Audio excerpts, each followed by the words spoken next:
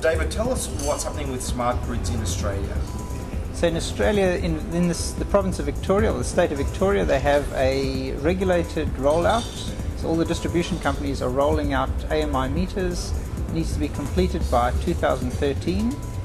And from June this year, they start sending interval data to the retail companies.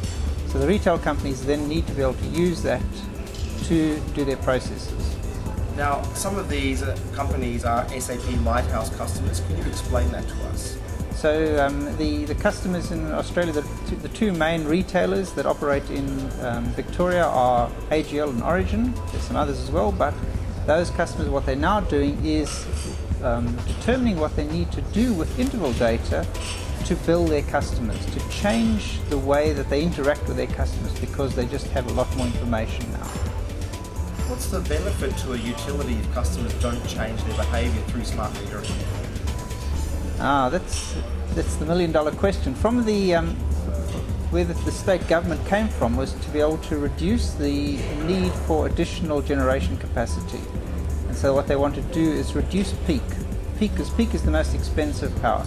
From a generating capacity is also a distribution capacity. So if you can reduce that, it means you don't need to build new power plants, you don't need to spend additional funds on distribution. So if you can get customers to change that behavior, that's what you're trying to do. Now, tell us about the changes to the SAP product to move into the smart grids arena. So what we had to do is integrate it to be absolutely seamless from the way that we deal with a customer. So we need to know, say from a call center perspective, the agent sees a call coming in, they know this customer has a meter, what capabilities the meter has, therefore they can make certain suggestions to this customer rather than not knowing anything about this customer.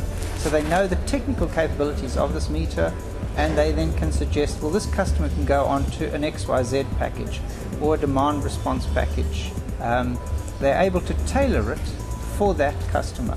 It also means that when we perform some of our other processes, instead of adding to the work, we in fact just the work just happens automatically with integration into the MDM system. So we provide the integration to the MDM system as part of what we've done in the Lighthouse groups.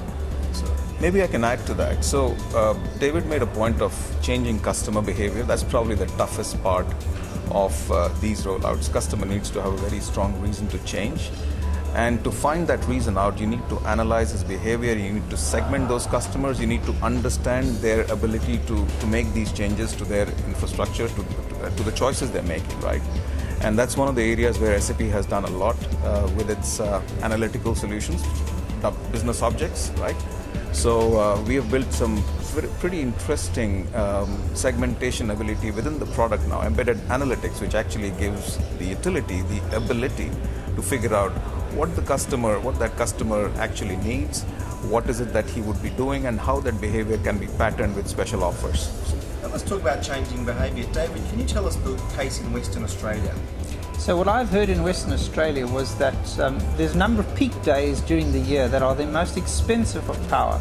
So from the utilities perspective, they offer you a standard price for the whole year, but they have to factor in these very high peaks and the cost of getting it there on these very high peaks. What I'd heard was that for the 5 peak days of the year, there was a 30% surcharge to the customer's bill. So what that means is if you're willing to reduce your consumption on those 5 peak days, they estimate they could give you a 30% reduction in the bill.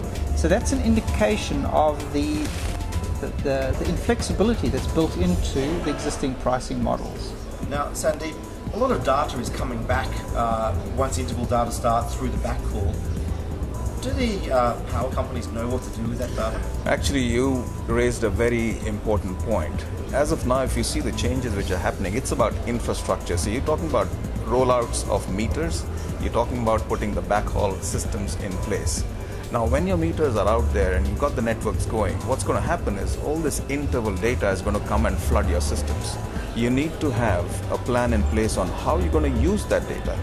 And one of the things I mentioned earlier about customer behavior, one of the ways to change this customer behavior is to analyze that data and make sense out of it. And you'll have gigabytes and gigabytes of that.